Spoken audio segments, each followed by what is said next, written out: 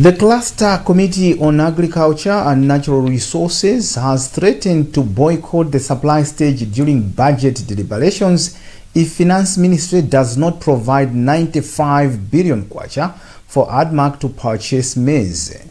This comes from the recent restriction by central government on ADMAC's pursued access to foreign loans. Blessings Mpinganjira reports.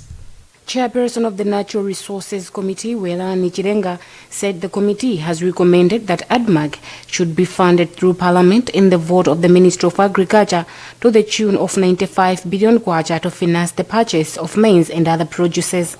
He said they have trashed the idea of ADMAC to borrow money from the local banks to purchase maize, as this will cost ADMAC 10 billion kwacha interest rate, and it will realize a profit of only 1 billion kwacha. As a cluster, this is from the views of the members of the cluster on agriculture and natural resources, that since Ministry of Finance has not allowed ADMAC to borrow money externally to buy maize from farmers, at the same time, they have not allocated any monies in the budget for this year for ADMAC to buy maize.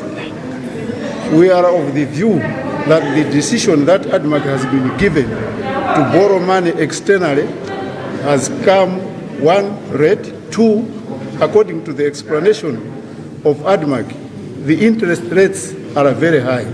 Chairperson of ADMAC, Kusamba Dzonzi, admitted they are failing to purchase maize from farmers due to financial challenges, and they are waiting for the moisture content to normalize. As ADMAC, we get guidance, and now the people's representatives have advised us that we should still pursue the route of borrowing from foreign banks, which is actually the route that we started with. And my prayer, without actually looking at any danger, is that the committee will actually help ADMAC, because what we're reporting to the committee is what we have been doing, and where we were advised that we should no longer borrow externally, but rather we should borrow locally. Among others, the committee asked the Ministry of Agriculture to start preparations of the distribution of the Affordable Inputs Program, AIP, in good time to avoid challenges that marred the exercise last Growth. Politicians Charles Nchacha and Simon Vua Kaunda, along with former Secretary to the government Lloyd Muhara, have pleaded not guilty to all charges leveled against them in connection to the Kanjedza land case. The state has told the court that it will parade at least 25 witnesses to prove its case. Matthews Kasanda has more in this report. The state has told High Court Judge Annabel Ntalimanja that it will parade at least 25 witnesses to prove the case. Mchacha is answering 4 charges, 3 charges of inducing a public officer to perform functions corruptly and using insulting language. Mchacha is said to have used insulting and demeaning remarks against Nation Publications journalist Bobby Kabango, who was pursuing a story on the land lease. Kaunda has been charged with corrupt transaction with a private individual, in which he is being accused of having transferred 50,000 kwacha through mobile money to Kabango to induce him not to publish a story on the alleged illegal land lease. He is also being accused to have arbitrarily approved the reduction of the cost of the piece of land in question from 89 million kwacha to around 31.6 million kwacha. While Muhara is being accused of approving the lease in the absence of supporting documents. Meanwhile, the case has been adjourned to 3 August this year, when the first state witness will continue being cross-examined. There were sporadic running battles between police and angry motorcycle operators in Lilongwe on Thursday. The fracas ensued after police impounded motorbike taxis operating on undesignated routes and without traffic permits. Wezi Gausi with the full story.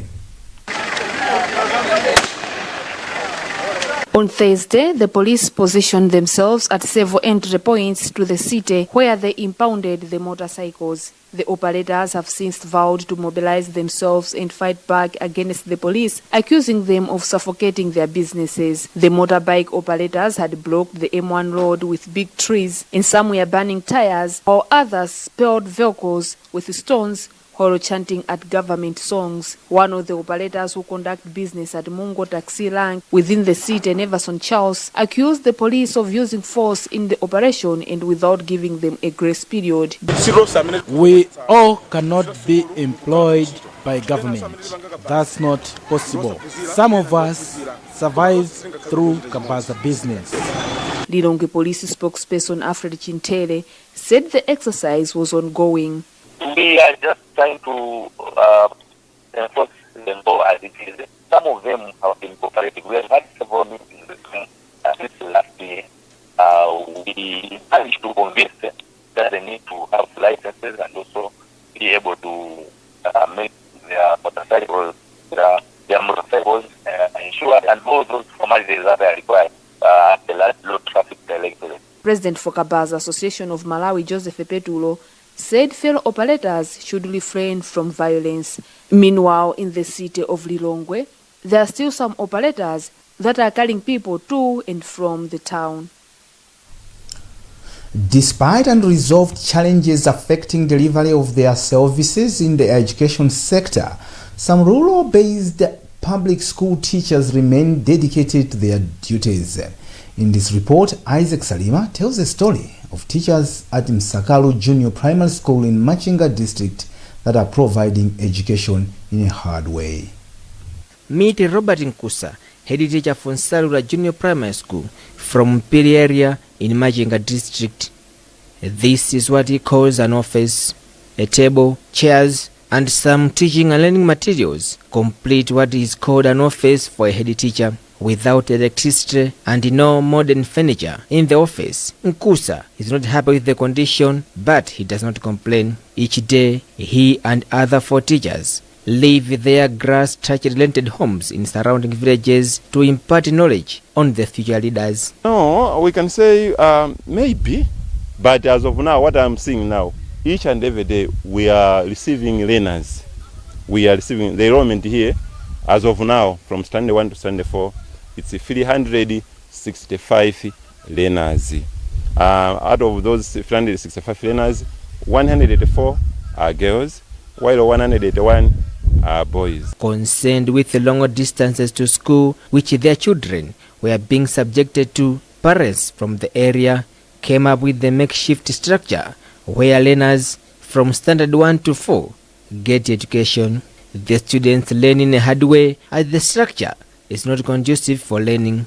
Dangerous animals such as snakes sometimes visit them. As young people, they have ambitions to one day become productive citizens of the country, but long distances to school when they reach standard 5 stand on their way. Member of Parliament for Machinga Northeast, Ajirwa Dendere, said they plan to construct other school blocks at the place. Yeah, actually, as you have seen the structure, the way it is, it's a school which it has just started. This is the second year and it's up to standard 4. But within the plan of the constituency, we have a CDF fund which we are planning. Anytime the budget will be approved, we'll be able to give them also another block which is 1 to 2, which will be 2 classes. With or without motivation, it is pleasing that some teachers in the rural areas want to see Malawi that will have children that went to school.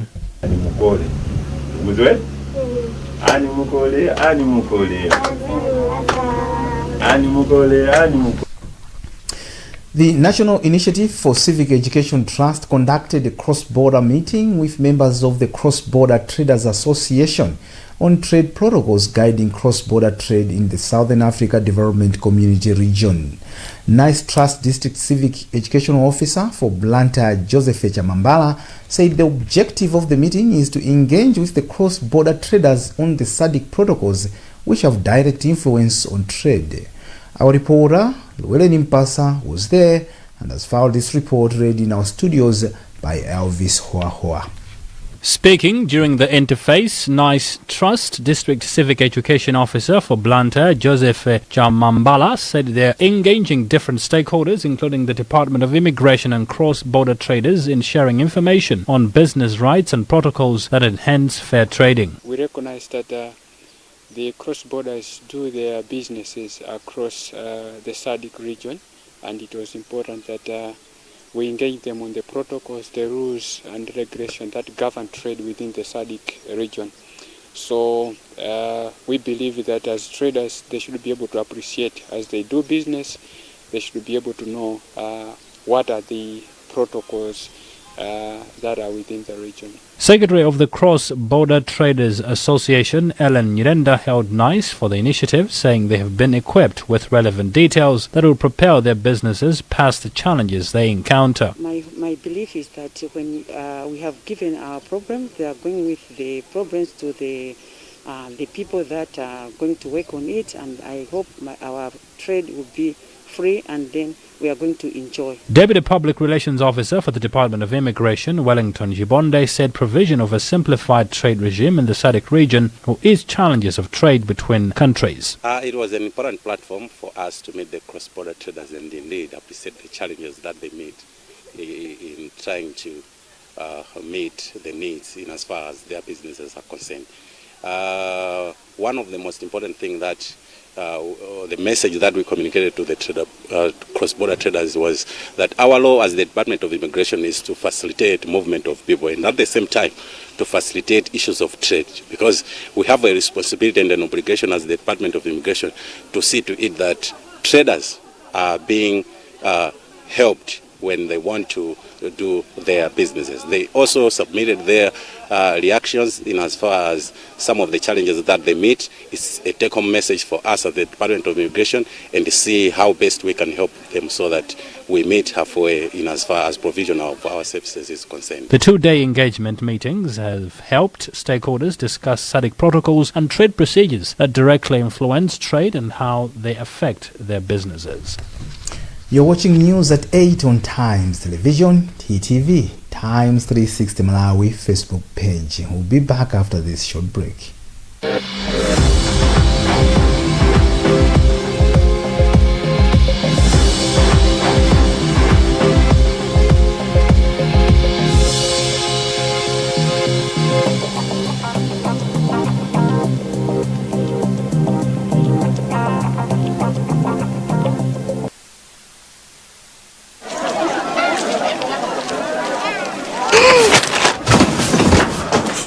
Your gums hurt? Yeah. Does your toothpaste contain sage, eucalyptus, myrrh, chamomile? All that in one toothpaste? Yes, try Colgate Herbal. Colgate Herbal contains nature's best herbs and Colgate's fluoride technology to give you strong teeth and healthy gums. Ah, Colgate Herbal. Let's go. Colgate Herbal for strong teeth and healthy gums naturally. Like every mom, you want the best for your child. Happy birthday. You feed her mind and nurture her body. And you understand there are times you have to let her pick herself up when she falls. You make sure she knows the joy of sharing happy moments with family. And when everything comes together, you above all others will share the taste of success with her. Blue Band tastes like mama's love. Tipolole kungonjezera mayunits atnm kuyambira 200 kwacha kapena kuposera pamenepo mutha kukhala mmodzi mwa mamilioneya mu TNM Tipolole promotion.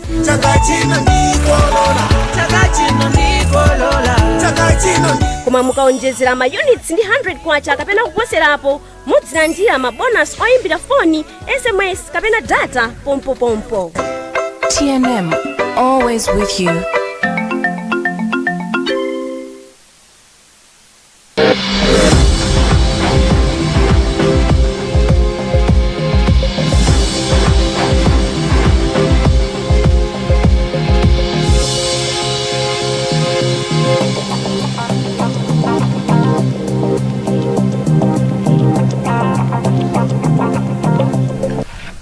Welcome back. You're watching news at 8 on Times Television, TTV, and Times 360 Malawi Facebook page. The National Economic Empowerment Fund has attributed delays in finalizing disbursement of the 40 billion kwacha loan scheme to structural problems. The microfinance institution was supposed to be closer to finalizing the disbursement of the loans by now. But as of June 9th, 8.1 billion kwacha has been dispersed, with women groups benefiting over 4.6 billion kwacha, as Feston Malekezo reports. In the 40 billion kwacha loan basket, women groups are topping the list with 4.6 billion kwacha. Youth groups come second with 1.9 billion kwacha, while small, micro and medium enterprises throw third with 1.6 billion kwacha. NIF Acting Chief Executive Officer Humphreys Njeseni says they expect to disperse about 10 billion kwacha by June 30. Njeseni, who was speaking at a sensitization meeting of youth leaders in Mzuzu on Thursday, said they hope to disperse to over 100,000 people by March 31, 2022, as currently they are hovering at around 30,000 beneficiaries. So far to date, we have already reached out to as many as over 30,000 Malawians with loans. We are saying 30,000 because we have covered already 3,300 groups, which constitute 10 membership per group. So this translates to 30,000 Malawians. We are not satisfied. We hope that our target of 100,000 could be reached by 31st March next year for the first phase of the program. The meeting was organized at a time when some youth have been expressing dissenting views that the microfinance institution keeps its information under wraps. One of the youth leaders, the project officer at Youth and Society, Daliso Magerekere, says NIF needs to do more on sensitization campaigns, among others. It is very important for, I think, NIF or the Malawi government to invest more in the awareness campaigns. Maybe the distortion in terms of the information has been to lack of sensitization on the youth, on the grassroots. Today they have brought us, the youth leaders here in the Northern region, together. But then there is still need for much investment in the sensitization. And for young people to understand how the process goes, like from the start up to the point where they are able to access the loans. Currently, NIF is struggling to recover 6.5 billion kwacha that was dispersed nationwide when the institution was operating as Malawi Enterprise Development Fund, MEDEF. The institution has given itself 5 months to recover the money. DVV International has given prizes to 2 female journalists for their outstanding stories in adult literacy in the MISA Annual Awards. The awardees, Wezi Gausi of Times Group, wrote an article in the Sunday Times newspaper entitled Freed from Chains of Adult Literacy. Also receiving her award was Brenda Gaonga of Midge FM, who wrote a story titled Financial Investment Key to Promotion of Adult Literacy Education in Malawi. Emmanuel Simpokorwe caught up with DVV International Regional Director David Harrington, and he had this to say. Media is a very important partner in education. Media through all the means, whether it's print media, electronic media, radio, TV, internet, even social media is so big these days. It's an essential part of our campaign to reach people with education, in particular adult education. We know that that's where people get their ideas, get their news, get their information, is from the media. So if we don't work as DVV International with the media as part of our campaign to bring education and adult education out, we're really at fault. So for us, it's a key partnership for us to work with MISA and through MISA with all the journalists around Malawi. And on her part, one of the winners, Wezi Gausi of Times Group, said she was happy with the award. I'm very happy today having received this award. It is my first time getting such an award since I started practicing as a journalist. So to me, I feel honored. It's to me, it's like people. When I write my stories, people are there acknowledging the work that I'm doing as a journalist. And in international news, a private game reserve in South Africa is collaborating on a project to rescue trafficked pangolins, Skarimamo, that is one of the most trafficked species in the world. Lomani Shansom has a story from the southeast province of KwaZulu-Natal in this report narrated by Carlo Gunsberg. Ecological monitor Charlie DeVos is trying to locate a pangolin. Okay. Holding an antenna, she is searching for a signal from a transmitter attached to the small, scaly mammal. So she's right there for us. This female pangolin is hunting an ant colony. Last October, she had been hunted found in a car trunk in a police operation that saved her from likely illegal export. Pangolins are coveted in East Asia for their meat and especially for their scales, which are used in traditional medicines. This particular pangolin seems to be in good health. So the sign for us of a healthy pangolin is that it's walking with its tail up and that it's not dragging the tail. It's also only walking on its two hind legs. You'll see it's only using the two front legs for digging and finding the ants and termites. Pangolins seized by customs officials are treated at the Johannesburg Wildlife Veterinary Center, then sent to Finda, a private game reserve managed by luxury tour operator And Beyond. No pangolins had been seen locally for more than 40 years before the project began in 2019. Before the Finda project, 4 out of 5 rescued pangolins did not survive reintroduction, according to the Pangolin Working Group. So Finda ecologists carefully supervise the animals after their release. Without human and veterinary intervention, pangolins that left the hospital in seemingly good health had underlying conditions because of the traumatic experience they had during the poaching. And if we weren't monitoring them as intensively as we were, we wouldn't have been able to pick up these issues and those animals wouldn't have survived. Monitoring requires a transmitter and GPS beacon. 14 pangolins at Finda had been fitted with tracking equipment. 2 died, but a baby or pup was born last December, perhaps the first birth in the wild since the pangolin had disappeared from the area. Pangolin are poached to make a traditional medicine. I would love some other people, if they find any pangolin on the road or elsewhere, they can bring it to the right people. The Finda Reserve and its partners aim to release enough pangolins to have a population that can be sustained and shared with surrounding reserves. For Romain Chanson in KwaZulu-Natal Province, South Africa, Carol Gunsberg, VOA News. That's the news for now, but before we go, the headlines again. Parliament committee threatens to boycott the supply stage of the budget deliberations if Admark is not given 95 billion kwacha to purchase maize. Politicians Charles Mchacha and Simon Vua Kaunda deny all charges in connection with the illegal acquisition of land case.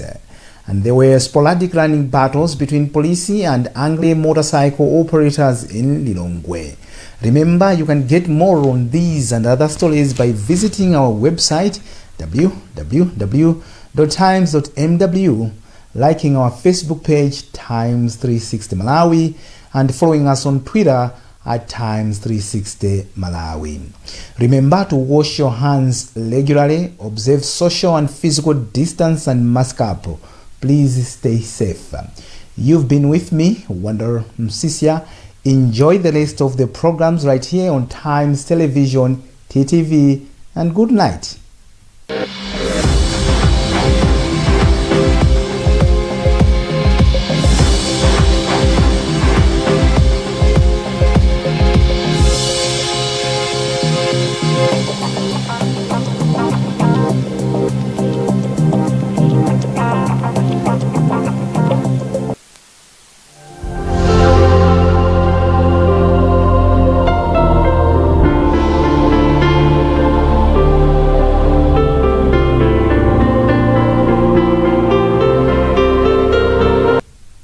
Good evening, it's time for the weather report, and you're with me, Gary Samati.